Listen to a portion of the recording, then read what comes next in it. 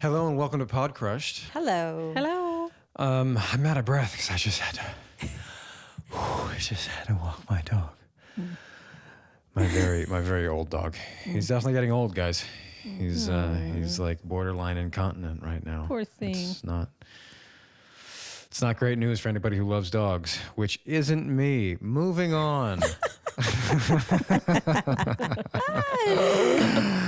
Our guest today has a comedy special called Night Thoughts. So I'm curious, let's just hit me with some night thoughts. What are some of your guys' night thoughts? Like the ones that keep you up. There's this thing between David and I where like at night I will become super hyper right when he's trying to fall asleep and have a million questions for him. Like a dog or a child. Yes. And I'm like asking him the questions and like waking him up and shaking him. He's like, please, I just want to sleep. You really wake him up? We need to bring David on to hear what his night thoughts are in response to this. You know, he just wants His to kill night thoughts me. are regret.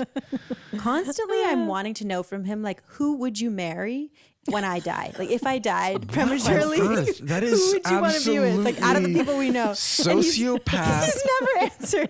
Good I've for asked David. him so David many never. times. PSA, David, never. This is a trap. There is no correct That's answer. what he says. He says, this is a trap. I'm like, It is it's not a a trap. trap. It I'm is a just trap, curious. I Sophie. just want to know. It's not When a he trap. answers, it'll become a trap. You'll never look at that woman the same. No, trap. I'll start naming people for him. He's like, I'm not answering this question. I'm like, I think you could Good for you, have a good David. marriage with. Sophie, you are way less sane than I thought you were. That is legitimately bonkers. That you would These wake are the him things I up wanna to ask know. such a... I am angry for men. I am becoming a men's rights activist as of right now. Sophie radicalized to Penn. It's I official. red-pilled Men him. are victims. Oh my God. I cannot believe that. That is just... Well, what are your night thoughts, guys? Mine is going to be such a letdown after Sophie's, but the other night, maybe 5 nights ago, I was like cuddling Louis and I was thinking, I wish he could talk to me. I was like, if I could have any dream come true, it would be for Louis to talk to me. And then of course I can make anything sad. So then I was thinking, well, if he did talk, you couldn't get over it when he died. Like it would be like actually losing a child. And then I started thinking about all the moms I know who've lost children. So then I fell asleep very sad. But in my dream, Louis talked. I had a dream and Louis was talking to me. But the saddest part is when I woke up, I couldn't remember what his voice sounded like or what he said to me. And I often think about what would Louis' voice sound like if It's he like the could face talk. of God. You know, you can't. Yeah. So It's too powerful. I know that I experienced it, but I can't remember it. And then, so a couple nights after that, like this was literally like 5 days ago. So the next 2 nights I tried to make myself think about Louis talking so I could dream, but it didn't happen. Didn't work out that way. It was a one-time thing. Oh, Yeah. wow. Both of yours are so cute. I mean, Sophie's is crazy, but it's in like a cute way. I guess. I guess. They seem relatively innocent. Mine is, so to be fair, if it's like about thoughts that you have as you're going to sleep, mine are all about like, keep this effing child asleep as long as he will, because he wakes up so early, my 5-year-old. So right now, the way that we have it, my wife Dom sleeps with the twins. I sleep with a 5-year-old. It's like it's just the only way that things are working, and so my goal is to get him in bed. Like this kid needs, if he doesn't get 10 hours of sleep, which you know is kind of hard to nail. Oh my God, he can be a maniac when he wakes up. He's like Sophie, just waking me up, asking me questions. Like, if I die, what kind of child would you like to have, Daddy? Which child would you raise instead? And he actually is rage baiting me. He actually is just waiting for me to say anything. Then he's like, no, why did you say that? And then I'll have a tantrum and be like, and then why did you say that? Why are you standing there talking? It's like, because you're talking to me right now. They're so irrational. The difference between him and Sophie is that he's 5. No, I'm but like not kidding. toddlers are so irrational. You're complaining about Anais. Well, you know who has some grade A Hulu level Disney paid Night Thoughts is our guest, Kumail Nanjiani. You might either know him from his days of stand-up over a decade ago, pushing on, I suppose, 2 decades ago. You might know him when he really had his glow up as a writer and a star of The Big Sick, which he co-wrote with his wife and was nominated for an Oscar. You might know him from a stint in the Marvel universe. You might know him from Silicon Valley. You might know him from Welcome to Chippendales, Poker Face. That's right. Only That's Murders in the right. So, Building. He's in Lots of everything. oh my goodness. Yeah. What you now will know him from is his new stand-up special, the first one in sounds like 10 years, Night Thoughts, which is available on Hulu. Just as much as we want you to stick around for this episode, we also want you to leave in your comments. Just give us some night thoughts, you know? That's a good Oh, one. Content King. I Love heard you that. called Content King on another podcast. I thought, that's great. He is Content King. That is rich. I'm going to wake up David with that one. No, I loved it.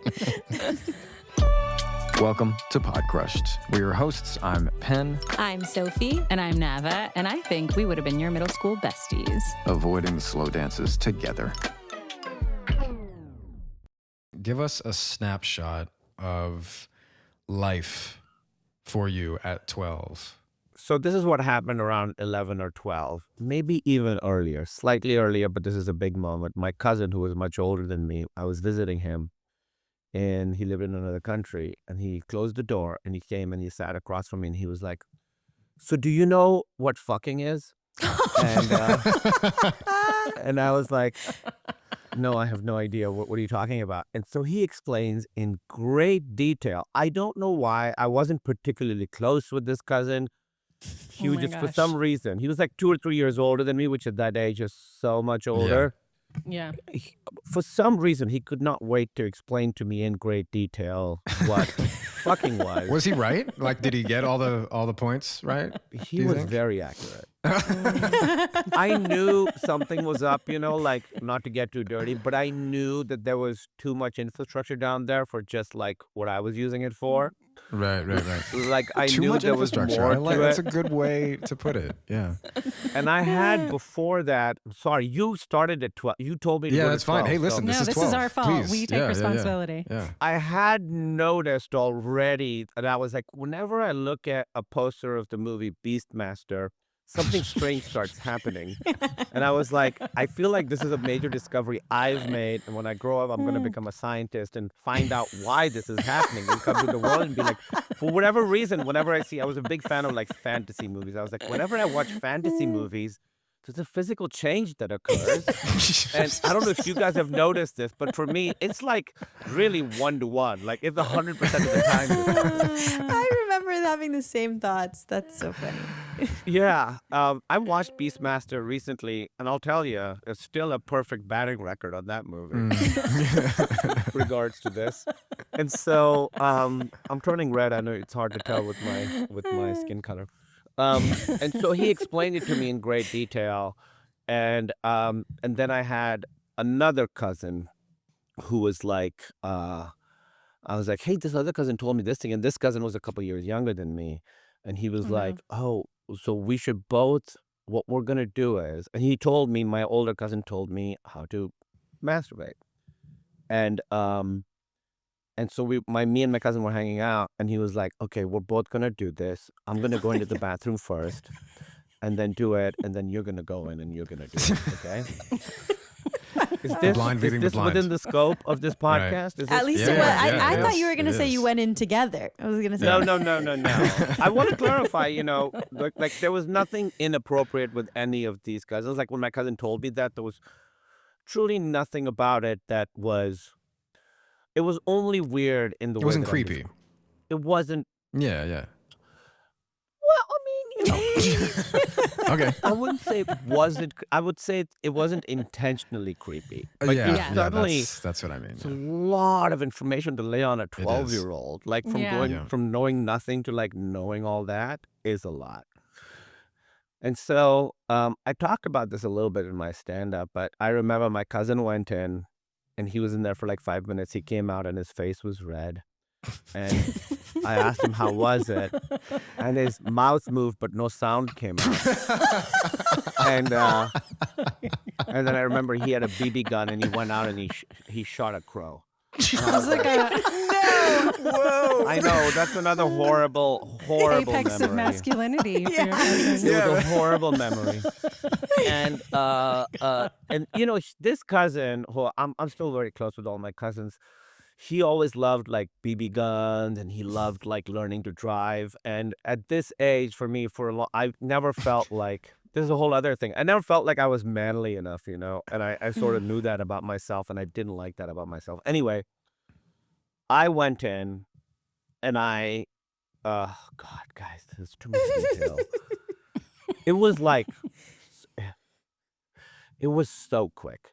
It was like my body had been waiting, like, what took so fucking long, you know? And so that summer really became like, I remember thinking out loud to myself, like, oh, this is going to be a problem. And it was, you know, so that summer was really all about that. But the weird thing about it is, you know, I had a very conservative Muslim upbringing. I was taught that even being attracted to a woman was a sin, you know, not just acting on it, but that if you look at a woman and you get like impure thoughts, that's a sin in itself. And so I started feeling like I was a bad person because I was having these feelings. And and earlier probably, right? I mean, you were having those feelings from not before just 12, that. like it's right. Yeah. Yeah, Wow. I remember seeing that, you know, that Cindy Crawford commercial where it was like Diet Coke or Diet Pepsi or one of those. Vaguely, yeah. I do know what you're talking See, about. I vaguely think I do. I remember being like, I am such a sinner. I am not going to have to watch it. And so it was this like, it became this constant cycle of not being able to stop myself from doing it and then feeling intense shame right afterwards. Wow, yeah. Like That's- immediate, Yeah. like going from like, you know, ecstasy to extreme, not depression. I'm fortunate I've never had to deal with that, but like extreme guilt and feeling like I'm a bad person. Now when I look back, I feel so sorry for that guy. Because, you know, I'm 12, and I'm fighting against like the very force that's led to the survival of our species. You know, it's so unfair to have like you a can't little win kid. that battle. No, I didn't. I lost that battle multiple times a day at that age. Multiple times a day. And so, yeah, oh my God. And so that sort of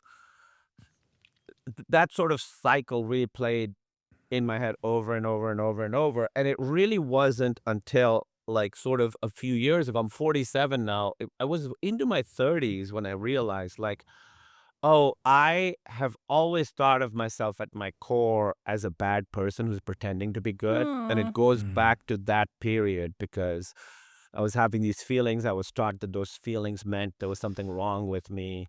And so it wasn't until sort of fairly recently that I was like, and it's through therapy and all that, being like, no, I'm a good person. But it's a struggle that's still part of me.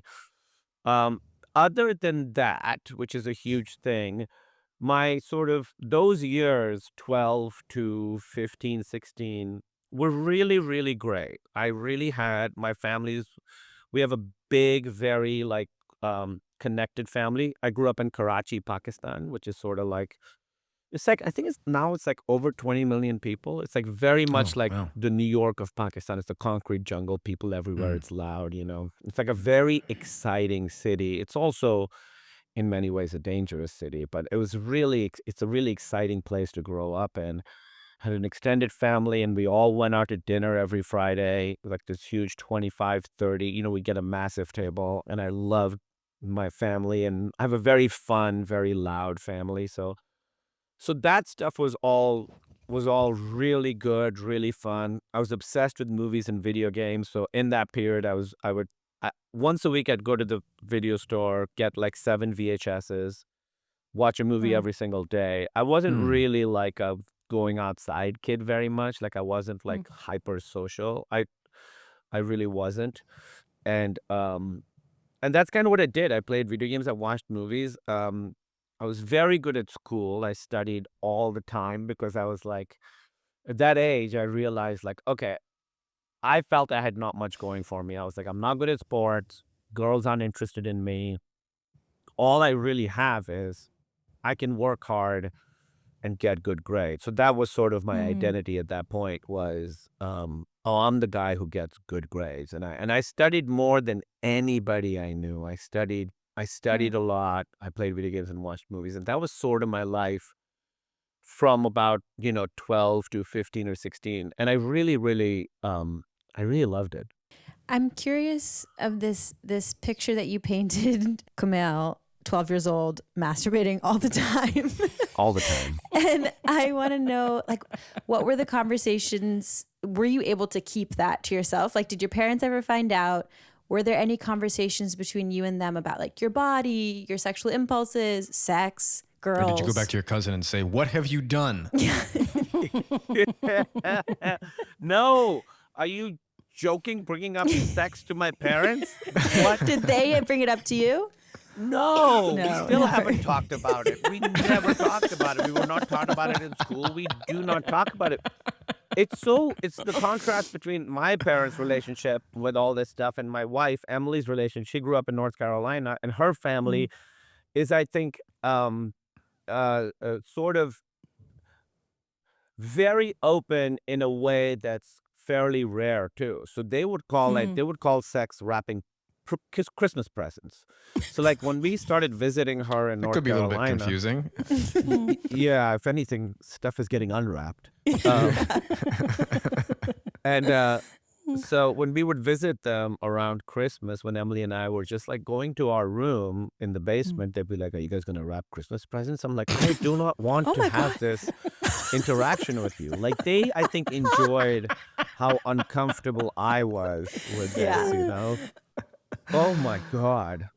And they would swear in front of each other, which was so different. Like my family does not swear. I was at a family wedding last year and I said, fuck in front of my mom. I'm in my 40s. And she was like, why would you say that? Why would you say that to me? I was being funny. And I didn't even think of it as like a big thing, but I was like, oh, clearly we haven't like, we're still like, that's still the line that I cannot cross with them.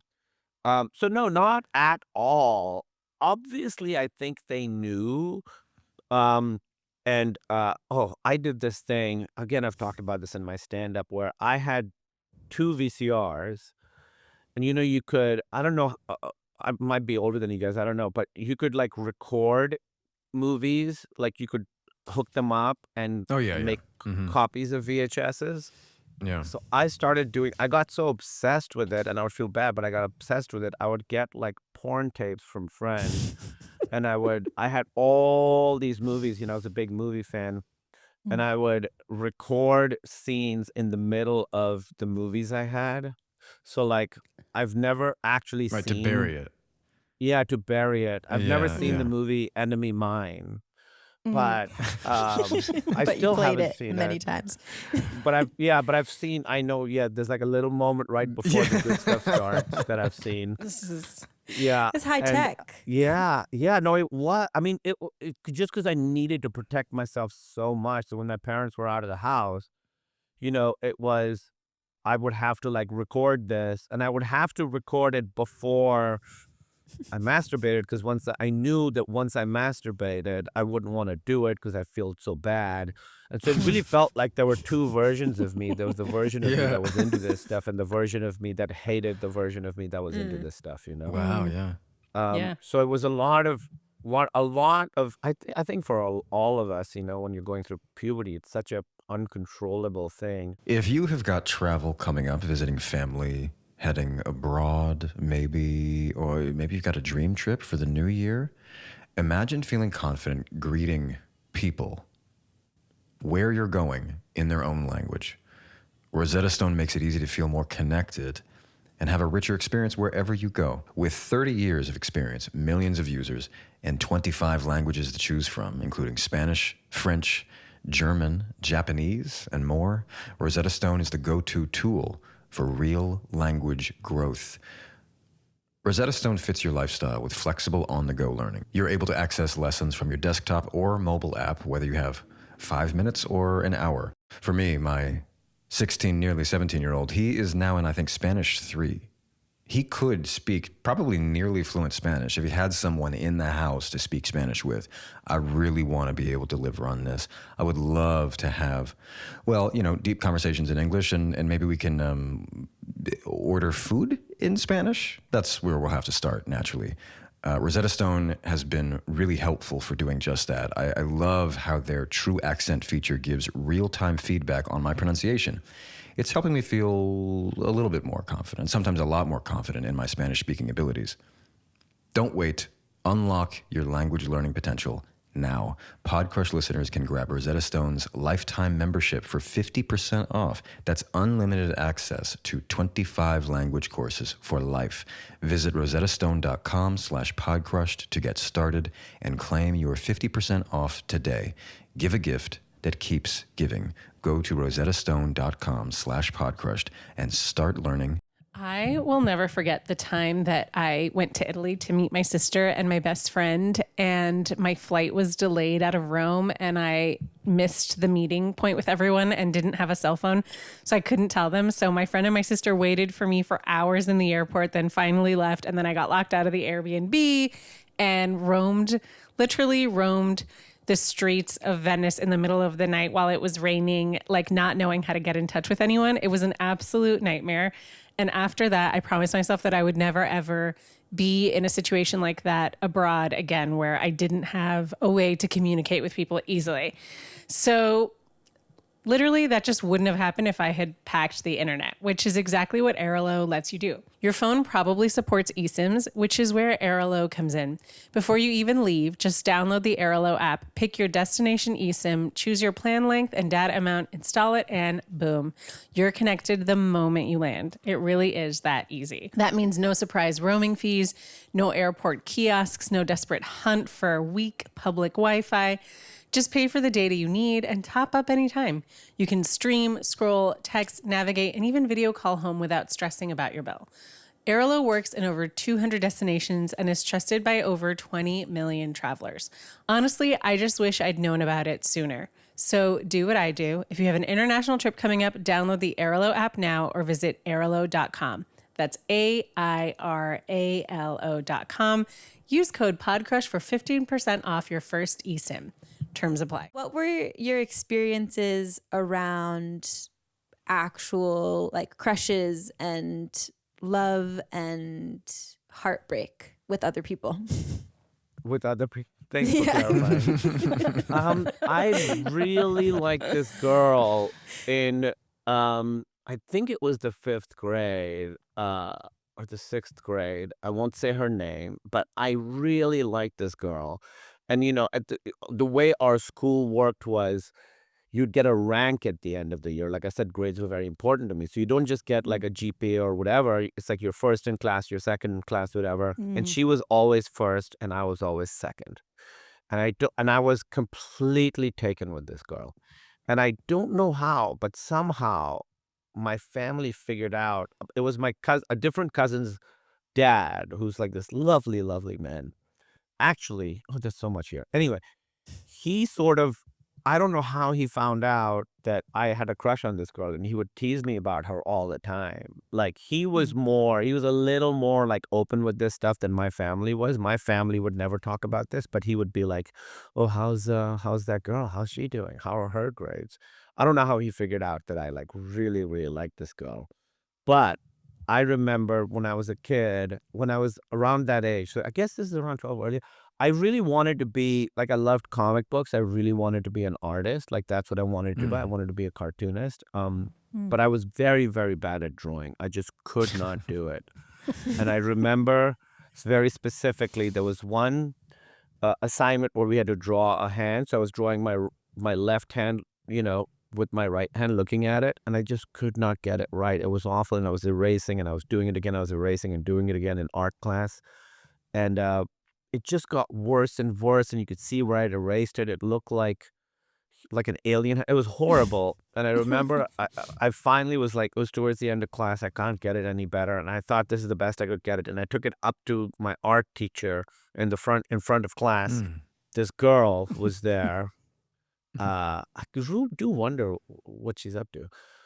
She had her drawing, and I went and I showed my drawing, and both the teacher and her started laughing at it, and they were not Oh. being cruel. The art teacher really liked me, and she felt really bad for laughing. I do not blame them. They were not making fun of me. They just both laughed, and I was like, all right, two dreams just died. I'll never be an artist, and I'll Yeah. never be her husband. Oh. And that truly was when I was like, okay, I can't. I'm not going to be an artist. I can't do it. And so that I remember being very Aw. very devastating too. It's so sad. It's like I can think back to moments like that in my own childhood around like achievement. And it's those tiny moments where for a child, it's so fragile. Like you had this dream. And of course, if you really wanted to do it, you could, it didn't come down to that one hand. You could have done it. But Which means you couldn't have done it. I do want to dispute you on that. I don't think I could have done it. you don't think you could have done it. I don't got it. I know now I'm comfortable with the things I'm good at, the things I'm not good at. Yeah. And drawing art is just something because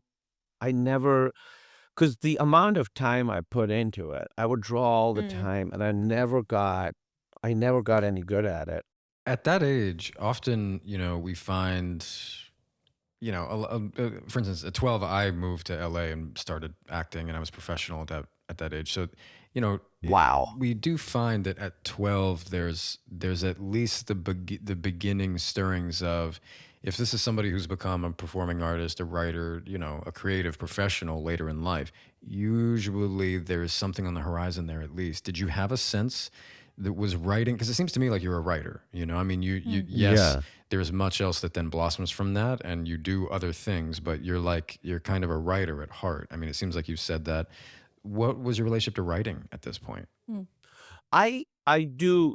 It's true. I do consider myself primarily a writer, and everything else comes from that. And I do love acting. I love all of it. But the reason I started stand up was I was like, I'm a writer, and I don't know how to get my writing up there, and this is the most efficient way I can do it. I did not think of myself as a writer then, because it just felt like, movies were made by gods from another land. It did not Yeah. feel like a real possibility at all. So anybody who knew me until, I was 18 is very surprised that I do this, because I didn't have any, I was sort of trying to write in secret. I remember trying to write like a fantasy novel in secret, but then being embarrassed that I was trying to do it. Didn't get very far. But I know I knew that I liked that stuff, but I never thought I would be able to do it, because it just didn't feel like a possible. I'm not from a family that's really artsy in any kind of way, You have mentioned before that comedy helps, I think, draw people to bigger, more significant issues. And I'm curious what movies while you were growing up really helped draw you to issues that you found important or were like really formative for you. Well, I mean, I don't know if movies drew me to issues that were important, but I loved, like I said, I loved, They drew you more to climax, maybe? yeah, Krull, Beastmaster, Conan the Barbarian. I mean, any of these movies. Total Recall. I mean, the girl with the three breasts. Do you remember that? That Wow, I have heard about this. I'm now remembering that. I've never seen Total Recall. Isn't that crazy?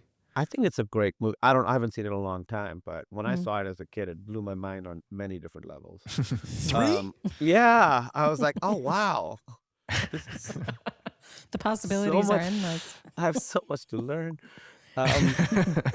So the movies I love, I watched a lot of Bollywood movies, like Indian movies. My parents and I would watch one every weekend or two every weekend. But the Hollywood movies I liked were sort of the ones that everybody liked. Ghostbusters, obviously, watched that over and over. I remember when I first heard about Ghostbusters, I was like, wait, it has ghosts and it's funny. It's like a movie engineered for me. E.T. I watched a lot. That was the saddest and I talked about this in stand-up too, but I watched like Elephant Man too young because I thought it was a superhero movie, and it's just a very sad movie. Wait, you instead. said Ghostbusters is engineered for you because it's about ghosts and it's funny. Do you have what's your obsession with ghosts? Do you have any actual ghost stories? No, I love horror movies though. Like I've been watching horror movies since I was a little kid. We had this we had this weird thing. I had an uncle who was the dad of the guy who told me like what sex is. Mm-hmm. And we're all still very close. They used to live in Qatar. I love that that's how we know your family tree. Yeah. It's like, okay, got it. Yes. There's the guy who told me what He's sex the is. The guy I third brother masturbated of with. the man. Yes, exactly. All the important connections, you know. He visited and he had made some deal with a guy in Karachi where he had smuggled like 200 VHS tapes from Qatar to Karachi, and he was staying with us. So he came to our house. I remember he'd hidden them inside diapers. So we had these like, it was these stacks of like diaper bags that had VHS tapes hidden in them. And so the guy was supposed to come pick up these 200 movies, and the guy just never showed up. So suddenly, out of nowhere, one day, I had like 200 new movies in my house. Wow. Incredible. And they were all like action movies, like the original Gone in 60 Seconds. And they were all these horror movies. Like there was one called, I remember there was one called Hell Night with I think Linda Blair. And I wasn't allowed to watch the horror movies, but my parents were out of the house, and it would be like, you know, first I do the porn, and once that's done, then I watch a secret horror And movie. you feel miserable, and then you just compound it with existential dread of yeah, horror. you punish yourself. Self-harm. So I just suddenly, I fell in love with horror movies, and I was really, really afraid of the dark for too long because I was watching these movies. Like maybe till I was like 13 or 14, I was afraid of the dark. Like I remember my parents being like genuinely worried, like, hey, you're too old to be. Like in the middle of the night, my parents would be like, I'm also from a very late night family. Like my family, my mom still goes to bed at 2 a.m. every day. Wow. I saw the newest Mission Impossible with my family on a Wednesday night at 11:30 showing. Sounds Like- like a fun family. That It's does a sound very really fun family. It's a really fun. I genuinely have.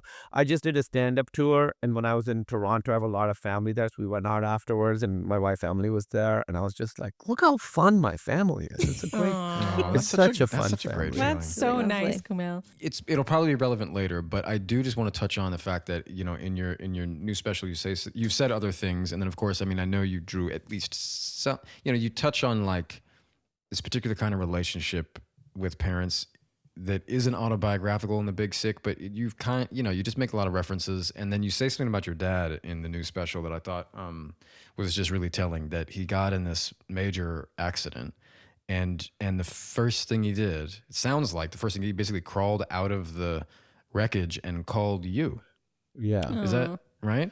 And that I Yeah. found so touching. And so, you know, there's a lot of interesting dynamics in your family. You know, you talk about how conservative it is on one hand, but then on another, it actually sounds, particularly for where it is, like maybe quite liberal in some ways, or maybe liberal isn't the word, but it just sounds like it's very rich. And I'm curious in particular, you know, a boy's relationship with his father.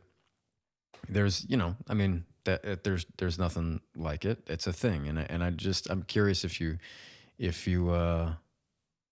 at that age, if you it sounds like you felt like you could go to him. Yeah, I did go to him. I could have gone to him. You know what's interesting about my dad is, like I said, from the ages of like 12 to, you know, 18 or so, where I felt like I wasn't like manly enough. You know, I remember specifically being like, well, I have to learn how to walk like a man. And I remember like practicing my walk to be more manly. I knew that the way I spoke wasn't like really manly, and it still really isn't. And I think part of that is just being afraid of like the feminine part of me. And my dad, what I always got from my dad was a model of how it was possible to be a man who was in touch with his emotions. My dad would cry often when it was appropriate to cry, you know. He still cries whenever he can't talk about any of my things I've done without like starting to cry. But I've just watched him cry since so I was a sweet. little kid. And I remember really being embarrassed by it then, and being like, oh, my dad's not a real man. And then now being so grateful, and also being so grateful that I had a model for how to be a man who was in touch with his emotions in that way. But I also feel bad that back then I was rejecting that, and my other cousin, my cousins, my uncle would make fun of me for being in love with this girl. He was a very, very soft man. And I remember my grandfather, who's my dad's dad, sort of making fun of him for being like a soft man. And so I remember in that age, obviously the societal pressures, and Pakistan's very specific. The gender roles in Pakistan are, I don't know how it is now, but back then they're very defined here, but they were very defined over there too back then. And just knowing like, oh, I cannot be the kind of man that cries. I cannot be the kind of man who has any kind of qualities that I consider to be female.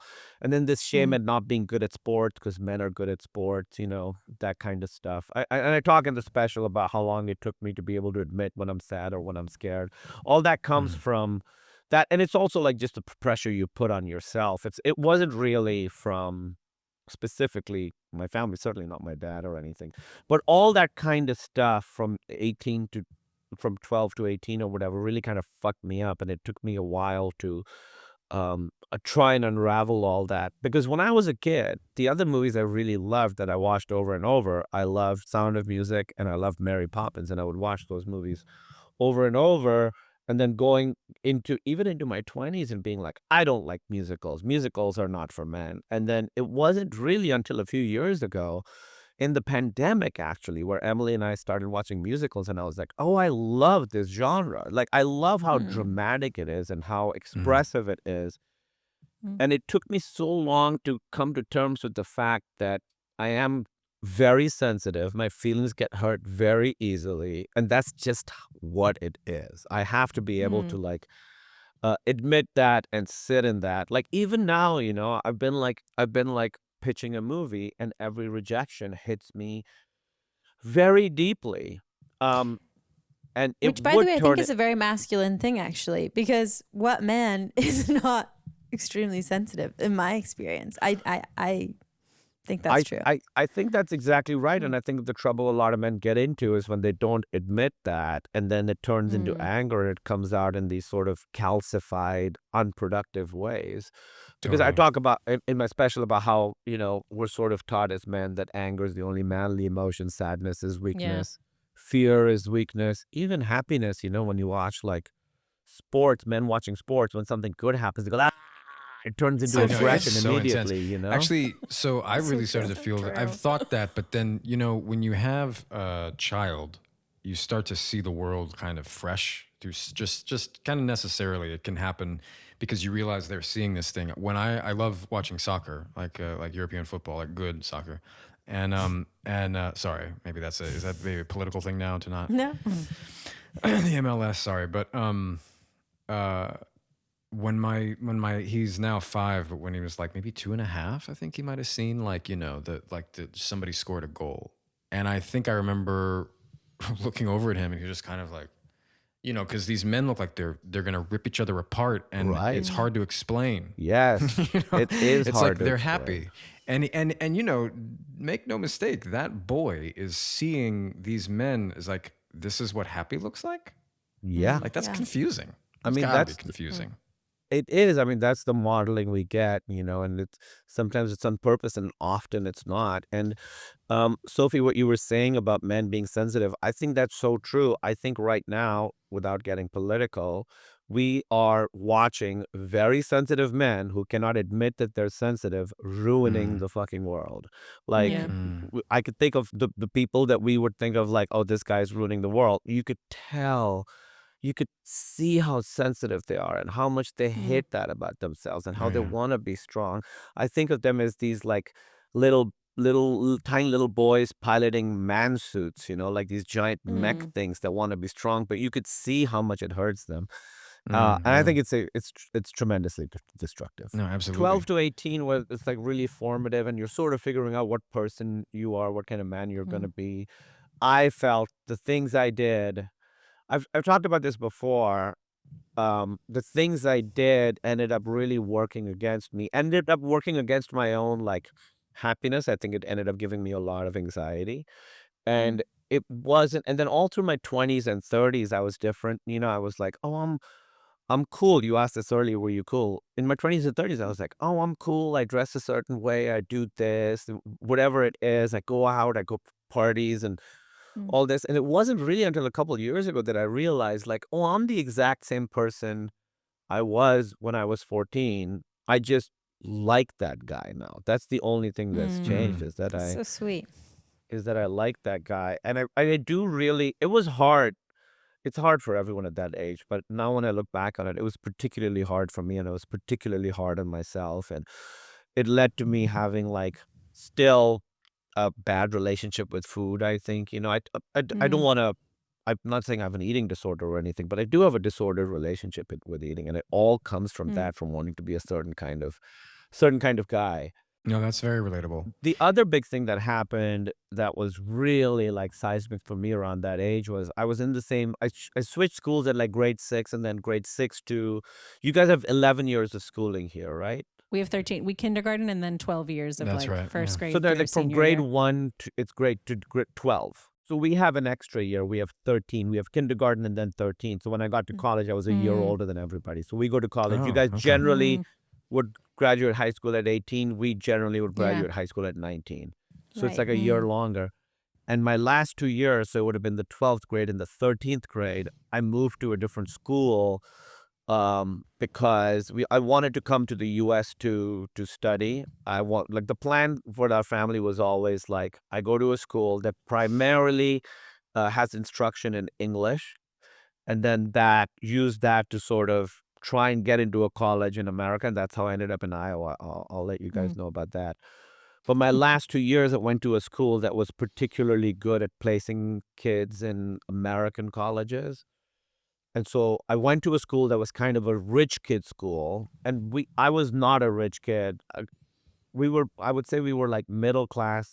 And in Karachi, the wealth disparity is so huge that just the fact that we had a house and a car really puts you above most people. So I'm not saying that we were, there were certainly times I remember as a kid when times were tough and we had to be like, okay, you can't spend money. And I remember money always being an issue my entire life, where my dad was a doctor, but he worked at a clinic in a poor part of town. And it was one of those where like everybody gives like 5 rupees and they just go and see him. And I would go sometimes visit him at his clinic. And it was just like lines of people. And his clientele was primarily people who were very, very poor.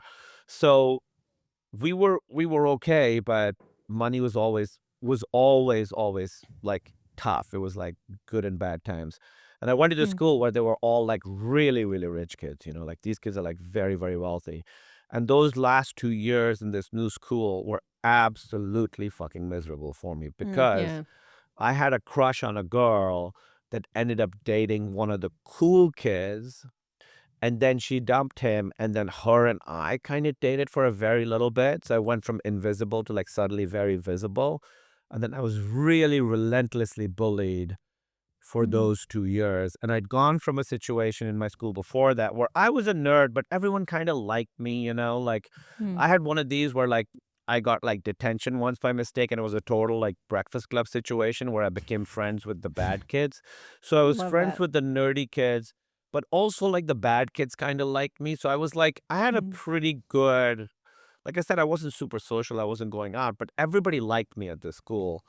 Or I was invisible. And then suddenly at the school, I was visible and I was a target. And those 2 years were among the worst like years of my life still. Like really, I'm so really, sorry to hear that. it was really That's miserable. awful. Like Yeah. they came to my house and threw eggs at me and Whoa. this kind of stuff. When I was like 17, I was 18 probably actually when that happened. And it's so embarrassing to have to like, I remember like trying to clean the eggs before my parents came home because I didn't want to explain to them, what went on. So those 2 years were really, really, really miserable because I didn't have any like coping mechanisms in place because I didn't have to deal with bullying.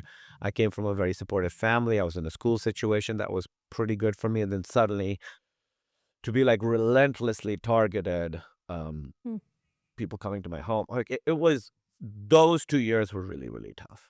Anyway, so then the reason I came to Iowa was because we were going to come to the U.S. I didn't really have a sense that I didn't realize how big America was.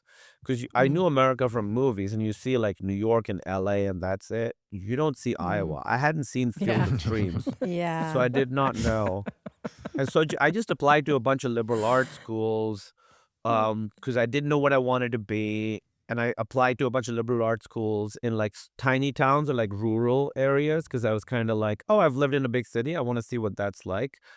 And the school I went to was a school called Grinnell College. It's a town of 9,000 people in the middle of Iowa. That was the highest ranked school I got into. So I landed in Iowa, and I had no idea what to expect. It was just very different from what you guys had advertised to the rest of the world, you know? All right, so if you're a parent like me, I'm a father now of 4 boys. If you haven't heard me mention it before, then you're probably not a listener of the podcast much, are you? It's really hit me hard because guess what? I have twins. I have pretty newborn twins. They're just over 3 months old now, and in fact, if you listen closely, you can hear one on my chest right now, sleeping in a wrap, which I love. I love wearing my babies whenever I can, truly. But that means that when they're pressed up against me like this, guess what? There's zippers and buttons on so many baby clothes, on all of them. And when they're pressed up against me like this, it can be kind of uncomfortable for them, depending on, the item of clothing. Some of them more so than others. Now there's this brand, Magnetic Me, that makes this way easier. It's a serious game changer, parents. Really, if you haven't tried these clothes with the easy-to-use magnetic closures, now is the time. So I just got a couple of things. My wife might prefer, one item or another. There's the magnetic romper that I know we like. For me, it kind of doesn't matter. It's the fact that it makes diaper changing a breeze. When it's in the middle of the night, anybody who's ever changed a diaper in the middle of the night, I mean, it can get messy. You need to be able to act fast, This is essential. I actually can't believe it took someone this long to figure this out. Trust me. You need Magnetic Me to make changing time easier for you and baby. If you're a parent or shopping for one for the holidays, go now to magneticme.com. They have the cutest gift boxes to wrap gifts and have anything from baby to toddler. Plus, new customers will get 15% off. Don't wait. That's magneticme.com. So how did you feel leaving, the only home you'd ever known, like the only place you'd ever known? What was that shift like? How did you feel like maybe in the months preceding where, you found you're accepted, you're going to go. And then I'm curious, like you set foot off the plane in, again, a very unadvertised part of our country. Like, Yeah. what are you thinking at this point? The first day I'm in this new school, I don't know anybody. I'm intimidated. Everyone's like better looking than me. They have better hair than me. And and we're all just talking, and the teacher comes in and she goes, "Oh my God, so many kids." She like screamed it out loud, and everyone got quiet. And I was like, "Huh?" I just said that just as a reaction. And she was like, "Who said that?" And I raised my hand, and she's like, she literally said to me in front of class, she was like, "I'm going to make life hell for you." Because she wanted kids to drop the class because she had too many kids. So literally for the next 2 weeks, every single class, she was a fucking asshole to me. She'd be like, why do you have that That's stupid look on insane. your face? Why are you looking at me like that? Why do you have that stupid look on your face? 2 weeks into this relentless bullying, I was like, I don't want to be a doctor that bad. So I dropped biology and I took English literature instead because they had room in that class. Cut to 2 years later when I'm graduating and I'm coming to Iowa, all my friends were pre-med and they were all going to there's this really good med school in Karachi called Aga Khan. All my friends are going there, and I'm absolutely miserable because like you said, Penn, I'm leaving to go to another country. It's not my first language. I can speak it, but I've never spoken it all day, and I'm going to the other part of the world. I'm terrified. I love my parents, and I'm like, I wish I hadn't dropped that class. And I'm so hard on myself. I'm like, if I hadn't dropped that class, I would have gone to this med school. I would have been with all my friends. And then truly, truly knowing in that moment that if I hadn't dropped biology, I could have stayed home and, gone with my friends to this school and become a doctor. And then, of course, I ended up coming here. The first 2 weeks in America were among my most miserable 2 weeks of my life. And then things got better and I really loved it. And I made wonderful friends. I went to a very supportive school. I had a really great group of friends. I realized I was funny. I didn't realize I was funny until then. I started doing Really? stand-up, and now I have this life I have. And I truly think if I had not said that, in that one class Wow. decades ago, Yeah. I would not be here talking to you guys right now. I'd be a doctor I was somewhere. thinking the whole time you were saying that, I wanted to ask you, do you believe in fate? Because although your teacher's behavior was indefensible, it feels like I it am was fate. so grateful to her for being a total fucking asshole because Yeah. because I would not have this life. Because now I'm you're talking truly- to us. Yeah, I'm truly Which is living really my the pinnacle dreams. of success. Yeah. You know, it's interesting for somebody who has I mean, you know, like again, you're a writer. You're actually an Oscar nominated writer. You're a writer through and through. Like you've made it your craft, your livelihood, and you've done it now for a long time and at a high level. And I mean, for you to not even have a sense yet of that before you're in this different place that is like, hey, you know, be yourself, self, explore everything. You know, I mean, like in good and bad ways. That's like interesting to hear.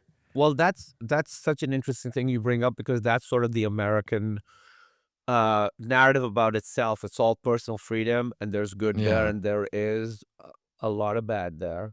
But this idea of like find out who you are, what do you want to be when you Yeah. grow up, all that stuff, you know, like individuality, the Right. particularly American focus on individuality. We didn't have that. You know, we were a very it's a very community-based culture. Like we don't, you know, it's still mostly arranged marriage because it's sort of a thing between families, that kind of stuff. So we didn't have that kind of pressure to be like, what's your dreams? Fulfill your dreams. What are you going to be? You could be anything you want. We didn't really have that. To me, I was like, I have like 3 options. There is a ranking. There's doctor, there's engineer, and there's lawyer. And those are, you know, those are sort of like the 3 paths that were in front of me. So I never thought of it as a reality. That I did not feel there was any focus on. I don't think there's obviously enough focus on arts here. But growing up where I was, there certainly wasn't focus on arts at all. Like I don't know anybody else who wanted to like do what I wanted to do, what I do now, at all. It wasn't something that was prioritized at all. You start doing stand up pretty soon, or like, I mean, how quickly after you move here are you doing stand up? Actually, my first year, you know, you take a thing called, I'm sure you guys have it, we called it a tutorial, where you take like one class that's just teaching you how to be a college student. And it's generally a more like fun topic. It's not like chemistry or biology, it's something more specific. And the class I took was storytelling, and audiences. I remember I wrote a story that I liked.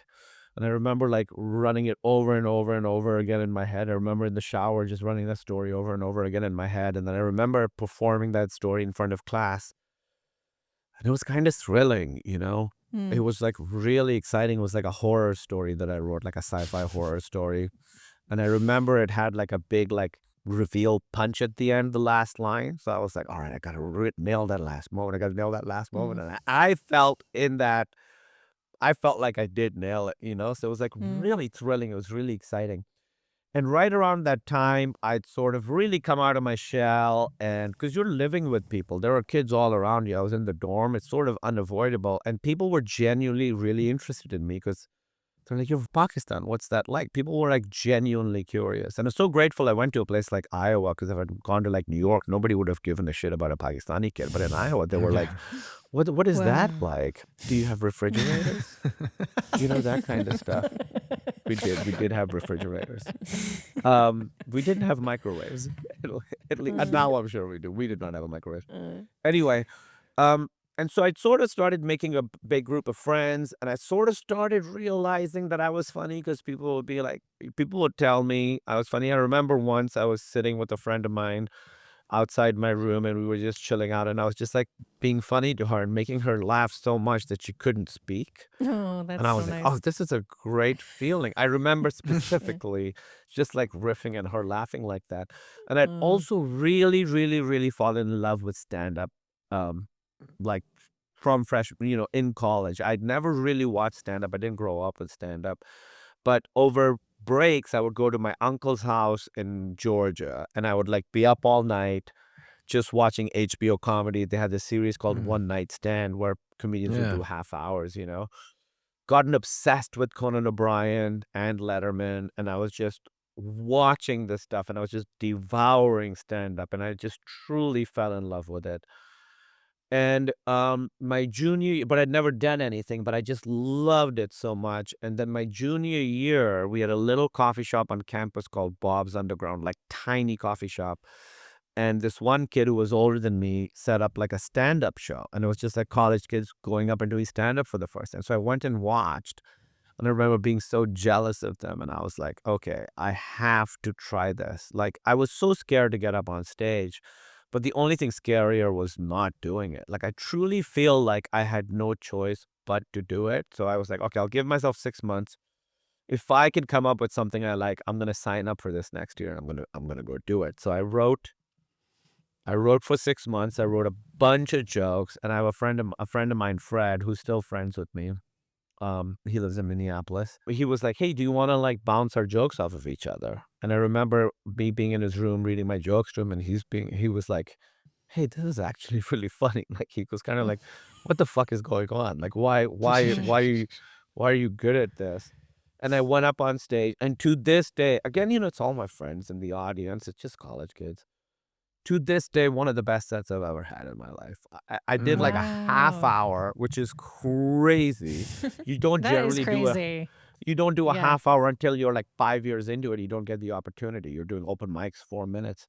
I remember getting off stage and being like, I could do Letterman next week. And then I didn't do Letterman for another 10 years. But I did that, and it was great. And I remember just like walking around and people being like, hey, you're that guy that did stand up. You were so good. And you've never done it before. Wow. It was just this thing. And then 6 months later, my senior year, last semester, senior year, I wrote another half hour. I did it again, and it was so fun. And I was like, oh, this feels like the first thing that I could be good at that I also enjoy. And I was like, I knew a lot of comedians came from Chicago. So I was like, I'm gonna move to Chicago. I'm gonna have a day job because I needed a day job for a visa.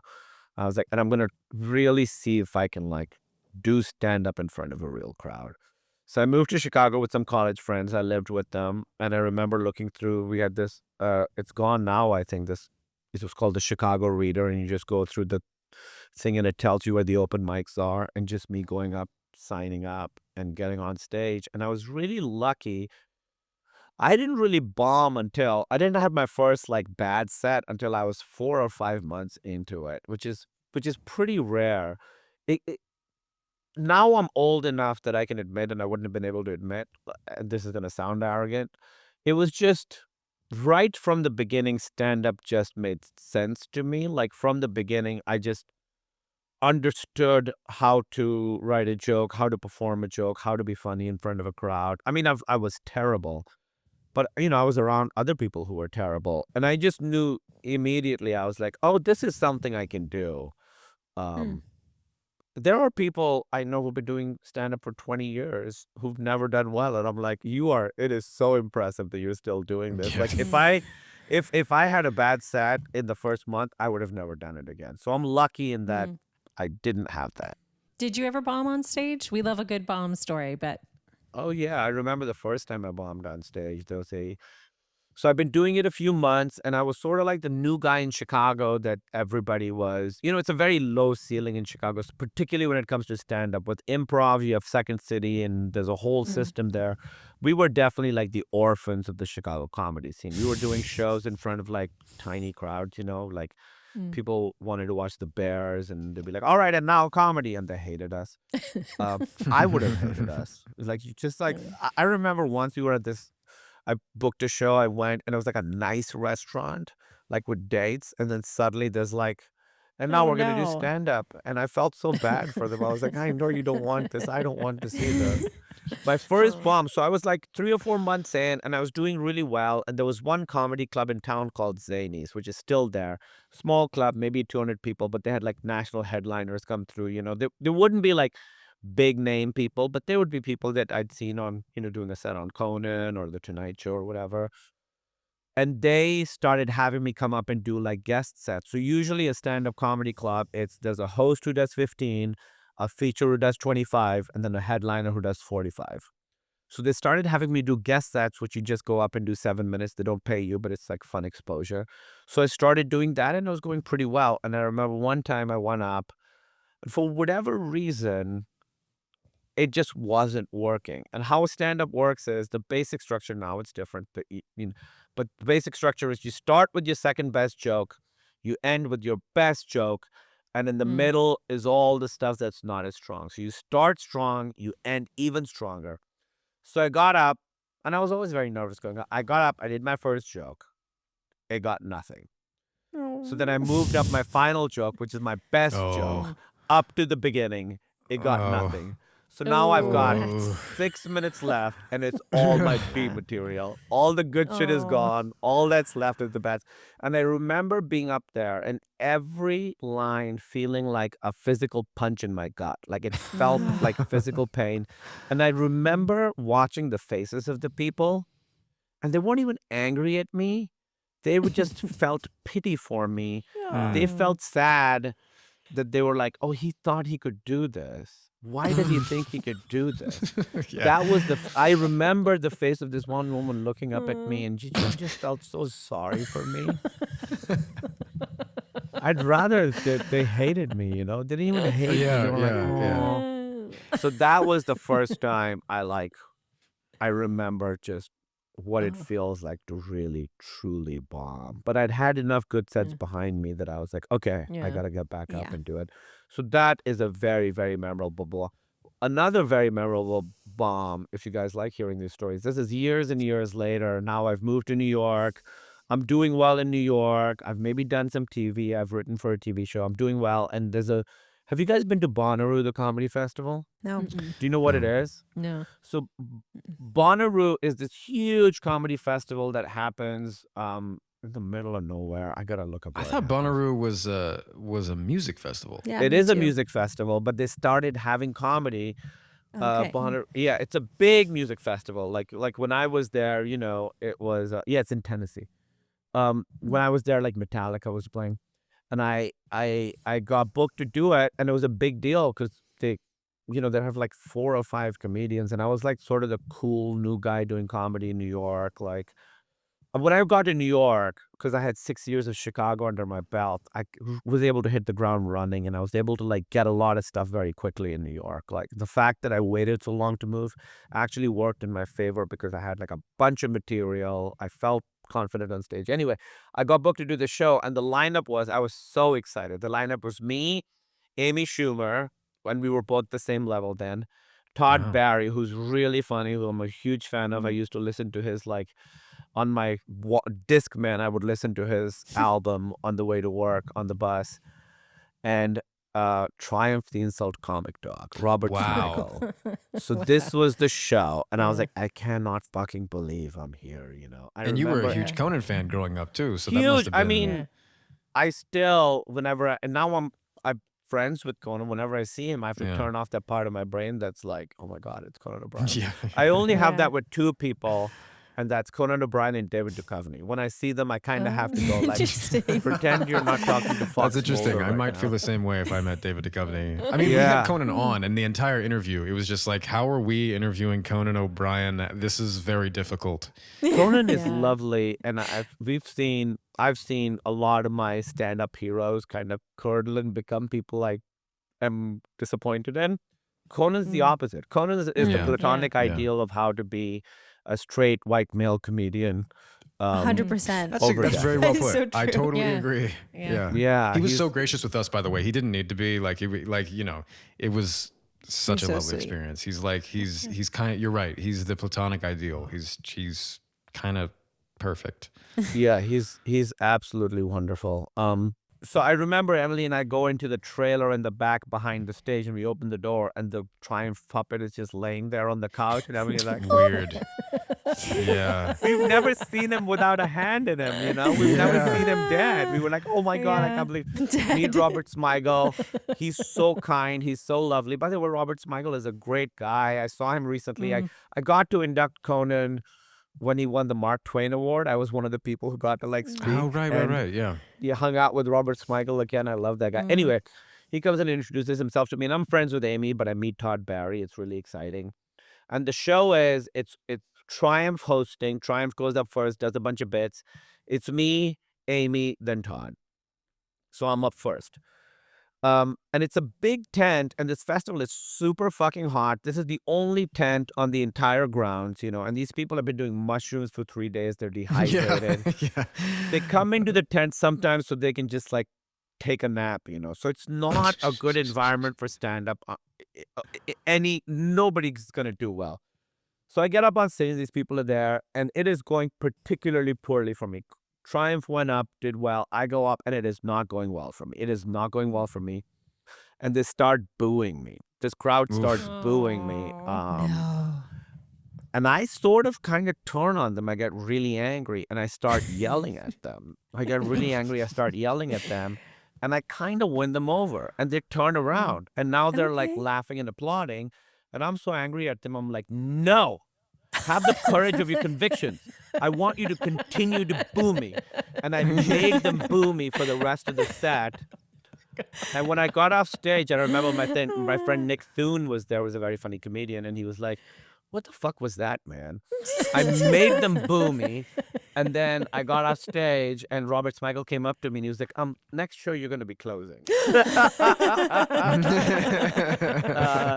And I did. And to this day, if I do a talk show or something and a clip goes up on YouTube, every third or fourth clip, there'll be a comment that's like, I saw him have the worst set I've ever seen anybody have at Bonnaroo in 2009. And when I ran into, I didn't see Smigel for many, many years. And when I ran into him, I was like, hey, do you remember? He's like, yeah, of course I remember. It's the worst I've ever seen anybody ever do.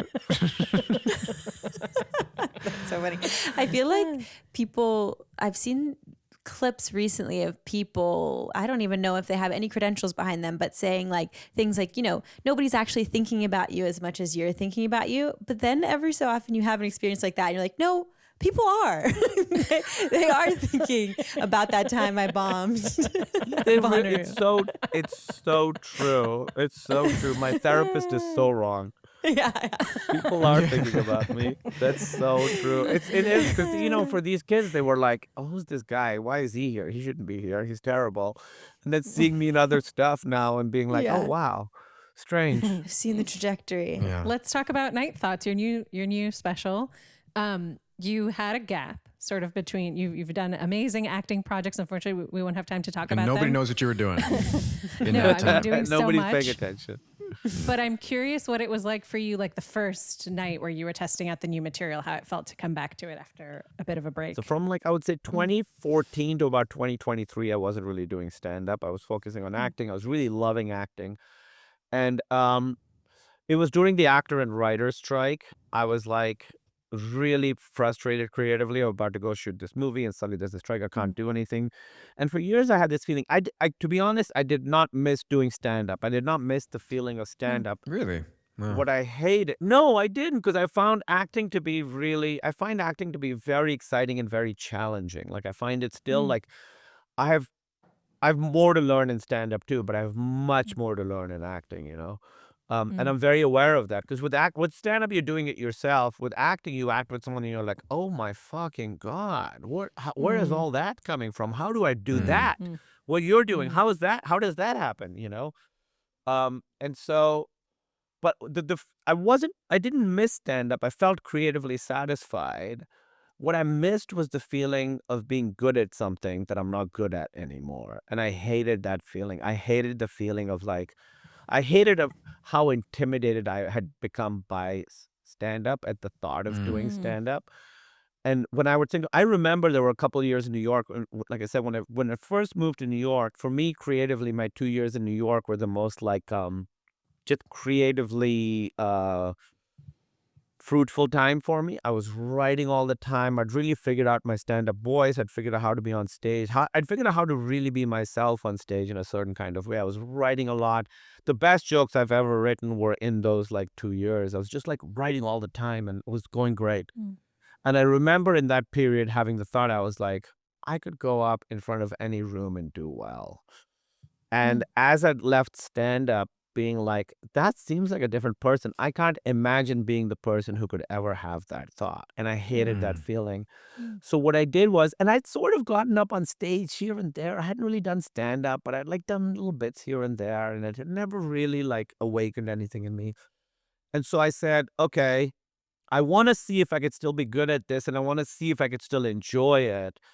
So to do that, I have to recreate the conditions of when I was really doing it all the time. So I set up 7 shows for myself over 2 weeks during the strikes. And I was like, I'm going to do all of these shows.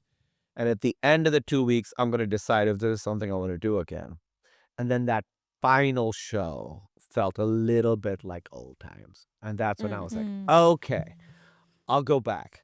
And the material developed in the grand scheme of things, it happened fairly quickly because I hadn't, I just had stuff I knew I wanted to talk about. So in the grand scheme of things, I got an hour fairly quickly, but it still took months and months and months, I remember the first joke that I wrote when I came back where I was like, oh, okay, now I think I could do it because I think this joke is actually pretty funny. I was kind of telling stories. There was a lot of smoke and mirrors in the beginning.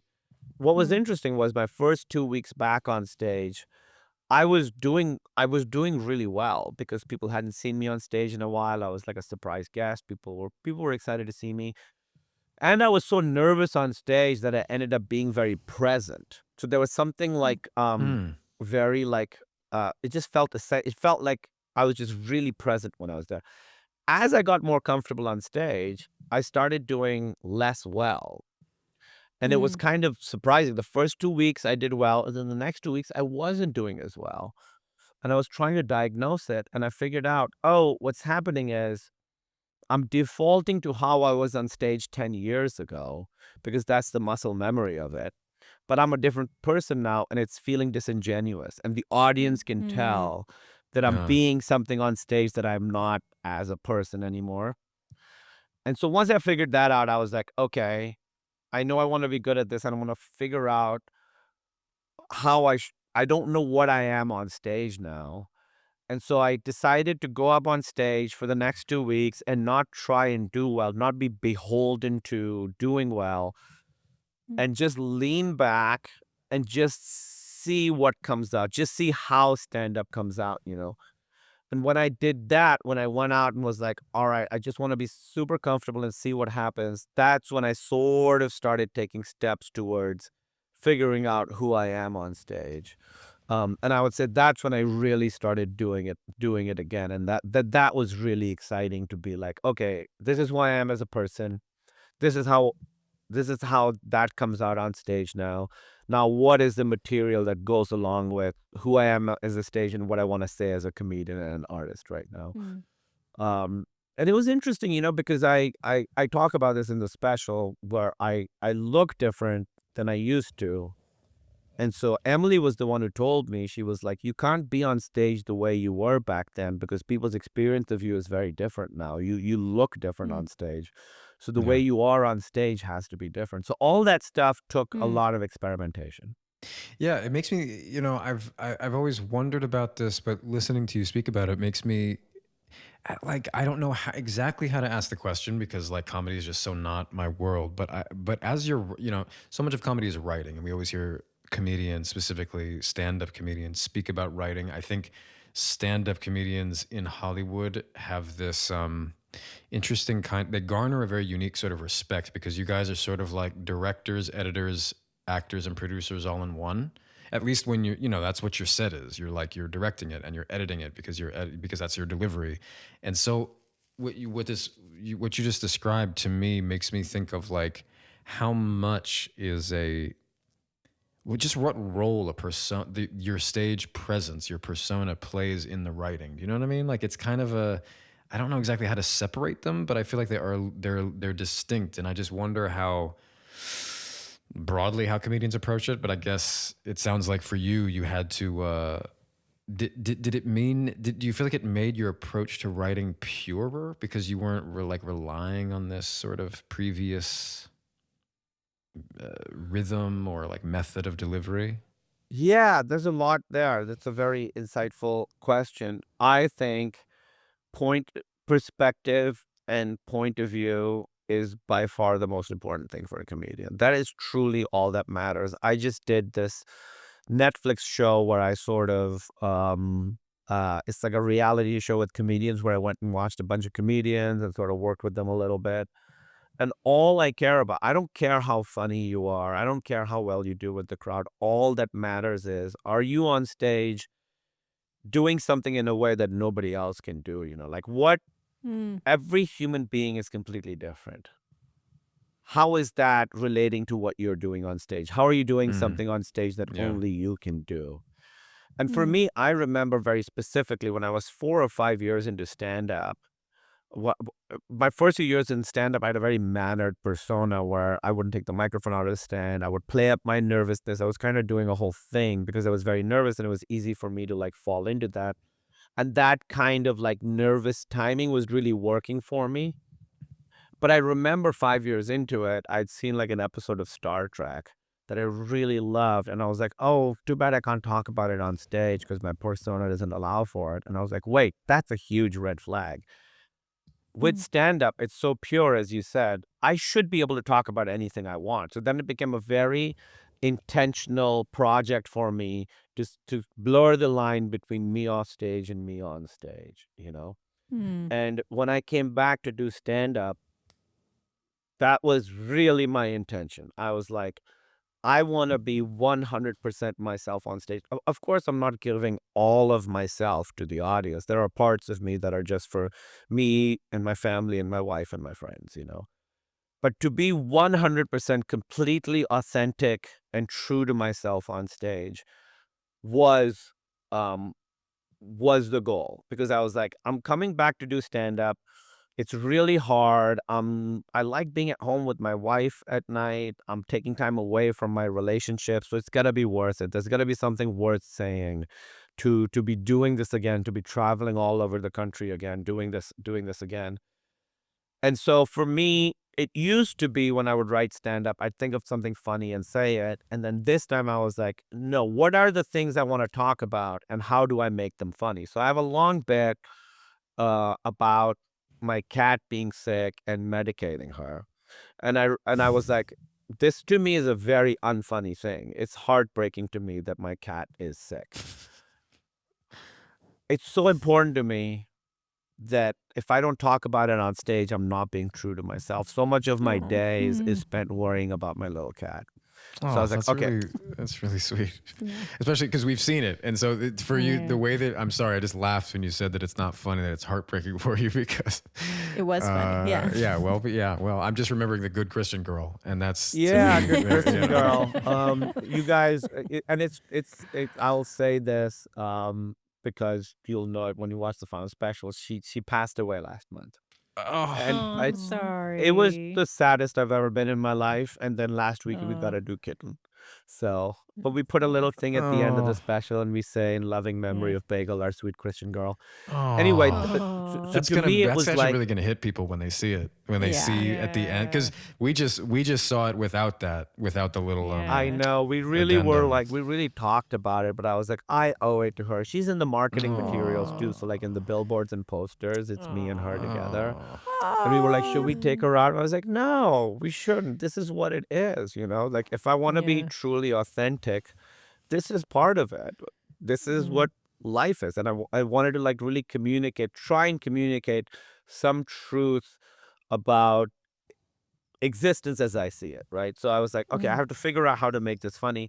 So that was a bit that truly starts from zero and becomes a whole 10-minute thing that comes from me wanting to talk about this thing. It's not like, oh, that was funny, I should make that into a bit. It was really like, as Right. opposed to the pool story, which was the opposite. Something funny happened, and I made it into a stand-up bit. Right. And then the last 15 minutes of it, where I sort of talk about my body changing and people's reaction to it and my relationship with my own emotions and therapy and all this stuff, again, was this is the stuff I've been really thinking about for the last 5 years.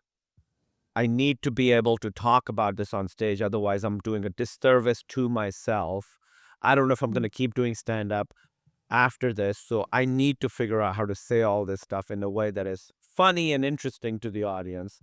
And so those two bits, specifically the cat bit and the last 15 minutes of my set talking about all this stuff, my emotions and therapy and all this, really came from me trying to like be authentic on stage and communicate something that previously, before the break, I would not have been able to communicate on stage. Well, without I'm realizing that people haven't seen it, so I don't want to. Comedy is one of these things where you really I don't want to ruin a punchline here, but I do want to just say that you really do that. I mean, I really enjoyed it, and especially as you get to the you've named it Night Thoughts, and so once you sort of hit that theme in the show, which I think maybe about 20 minutes in, it's like an hour-long set. You not that you hit your stride, but it's like, I think what I realized as it progresses is that you are talking about more and more meaningful things. And you, I mean, you talk about immigration in a way that's both funny, but also like touching, and you speak about anxiety in a way that is poignant and of course funny. But then you mentioned things about anger that I think are like, I think the sign of, dare I say, genius or something like it is when it's anybody who can take something that's kind of like, it's complex and just make it simple for a moment, And that is why, of course, comedy is so gratifying to watch. And you do something when you're describing in kind of story form. Again, I don't want to give away like details, but you describe anger in a way that I was like, and as a person who works with anger and therapy and, playing a raging sociopath for my entire 30s, I've thought about anger. And you actually did something there where I was like, yeah, he just kind of rearranged all the things I just knew and touched on it in like a new, it was really lovely, especially as a man, to hear something. Oh, thank you. I don't know. I really liked that. Thank you. Yeah, I talked to Emily about that a bunch, where she was like, when I was like sort of a really nerdy, scrawny guy, I look like a certain kind of man. And now I look like a certain kind of man that, obviously presents very differently. But Emily was like, you need to talk about this stuff because it's going to feel different coming from you. Because in many ways, you look like the kind of guy that these people think is a certain kind of way. It's so true, yeah. And so she was like, I think it'll mean a lot coming from you, talking about vulnerability and emotionality and the importance of sitting in yourself and being in touch with yourself and the importance of crying and all this stuff. She's like, it's just gonna hit differently, and I think it's important that you do it. It's so interesting that you say that. That's how I saw it. Minute 20 is when I hit the Night Thoughts thing. And that is, to me, when I do the set, I've done the set now so many times in preparation for the special, that's when I feel like I start going downhill in a good way. Up to then, I feel like I'm setting the stage to get to that bit. And when I get to that bit, I'm like, all right, now it so works. It's all momentum. Now I all know. And so, the structuring of it is, there is some like logic to it, emotional logic to it, I think, where I start the set, the first few bits are just like bitty bits, about like encores and smoking pot and all this stuff. And then there's a fairly hard pivot to me talking about my cat being sick. And that is like me saying, this is going to be a little bit different from other stand-up you've seen, in the sense that it is going to be a little bit more vulnerable. But really, I think I'm resetting expectations there for what this set's going to be. I'm kind of training the audience to go like, this is going to be, it's not all completely funny. I mean, hopefully it is, but it's also something a little bit like softer than that. And then and doing that bit sometimes was for me emotionally doing the whole cat thing was difficult fairly often. Even though it's funny and I want it to be funny, I could feel her presence whenever I did that. In fact, I've only done 1 hour since she passed, and I wasn't able to do that material. I was like, you know, Yeah. so I was like, it just doesn't feel. I'm lying. I can't do it. Did you know that before you went up, or did you try to do it? Yeah, I knew that before I went Yeah, up. I was okay, like, I'm yeah. not going to be able to do this material. And so I kind of, and I was contractually obligated to do an hour. So at the end of my set, it's like 10 minutes shorter. And I was like, hey, just so you Did know, an I tell a encore. long story about my cat being sick, but she died. So do you have any questions? And so then it just turned into like a Q&A, which ended up being really fun because weirdly people started That's talking cool. about their cats. An interesting thing happens in that set, which I have never felt doing stand-up, is when I start talking about my cat, the audience changes. Like you could feel so many people have had the experience of losing a pet, or it's such a specific kind of love. I don't have children, obviously. I know Penn, you do. I don't know if you guys have children. I But have a dog who's my child. yeah, right. So it is So I'm right there it with is a you. new kind of Yeah. love, isn't it? And Yeah. Penn, what you feel? I have so many obviously- kids, I could get rid of one. To be honest, I'm not kidding. I have 4, and I'm just like swimming in some are children right now. disposable, some are redundant. It's an interesting thing happens where I feel the audience opens up when I start talking about her because they can relate to it so like deeply, and then sometimes I hear people. I have to. Yeah. You saying that makes me. It validates a thought I had while I was watching this. I don't think in a comedy set I've ever heard an audience go, "Aw," Yeah.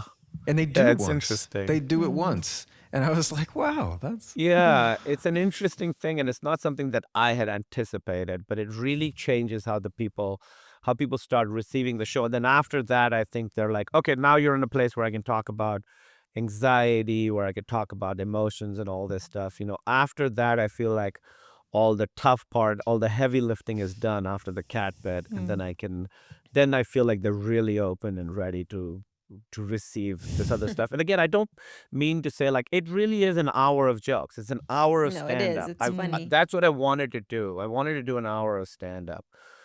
And I wanted it to be funny the whole time. I'm not like saying like, oh, I wrote this thing to change the world or whatever, but it just was the only way I could figure out how to do stand-up and still have it be exciting to me. It's really sweet to hear you bring up Emily so often in like these conversations about your work, like her input. I don't know. It's just it's very sweet to imagine the two of you collaborating and creating that way. But I had a question about the title of your special. So as we've said, it's Night Thoughts. And in the special, you go through a list on your phone of these like anxiety fueled thoughts that come to you before bed. And they're so varied, so funny. I'm not going to give any of them away, but I was curious if you had any that didn't show up in the special, but that you could tell us now. One night I couldn't sleep and I was like, rats can climb walls. That's so weird. They're so good. How could they do that? Like no other animal that size climbs walls. Like bugs climb walls, and that's kind of it. It's weird that they could do that. Rats are the worst. That's scary to think about, that they can climb walls. Yeah, and they're just like, well, they could go anywhere. That's good. I like that. Well, it's a hard pivot, but our last question that we ask everybody is to go back, if you could go back to 12-year-old Kumail, what would you say or do, if anything? I mean, I would say you're perfect just the way you are. Sweet. Because I truly, really didn't like myself at that age. I really, really, really didn't. And I wished I was someone else. And it was something that occupied so much of my brain, and I'm sure a lot of people have this exact thing, but it took me so long to learn to like myself. And also like, hey, you're going to be friends with Conan O'Brien one day. Little preview. Yeah. Great. Thanks Well, for thank coming you on. so So much. lovely. Thanks for your Yeah. generosity, spending so much time with us. What a Oh, pleasure. thanks for talking to me. This was so wonderful. I knew I was like, all right, get ready for some heavy shit. But I really, really like. I was like, I'm not gonna do therapy today because I think I'll have kind of done it already. So thank you for talking to me. That was wonderful. You can watch Kumail Nanjiani's special on Hulu called Night Thoughts, out December 19th. You can also follow him online at Kumail N. Podcrushed is hosted by Penn Badgley, Nava Kavalin, and Sophie Ansari. Our senior producer is David Ansari, and our editing is done by Clips Agency. Special thanks to the folks at Lemonada. And as always, you can listen to Podcrushed ad-free on Amazon Music with your Prime membership. Okay, that's all. Bye.